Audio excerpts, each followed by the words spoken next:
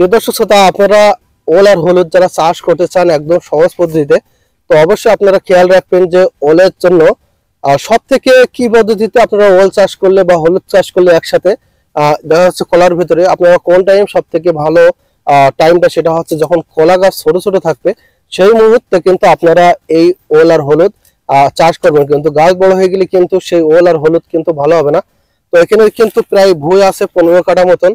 যখন চাষ করবেন তখন আপনারা 3 থেকে 4 থেকে 5টা সার দিবেন। সেই সারটা হচ্ছে টিএসপি, পটাশ, ইউরিয়া, জৈব, তারপর আছে আপনার ক্যালসিয়াম যে সারটা আছে।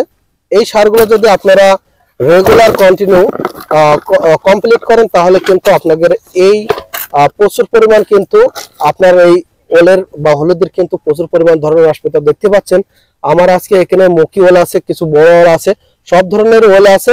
তো আপনারা যারা চাষ করতে চান সঠিক পদ্ধতিতে বা সহজ পদ্ধতিতে আমার ভিডিওটা দেখবেন, শেয়ার করবেন, লাইক করবেন।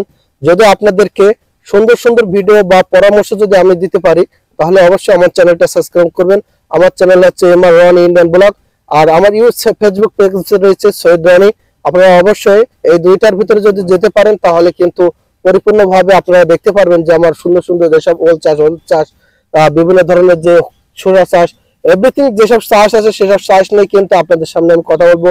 তো অবশ্যই এই স্মার্ট কৃষির দেখা যাচ্ছে যে বাংলাদেশের সব থেকে যেসব ভিডিও, তথ্য প্রযুক্তি যে ভিডিওগুলো আছে সেগুলো যদি আপনারা পেতে চান অবশ্যই আমার চ্যানেলটা সাবস্ক্রাইব করবেন, লাইক করবেন, শেয়ার করবেন। সবাইকে জানাই ধন্যবাদ। সবাই ভালো থাকবেন। আসসালামু আলাইকুম।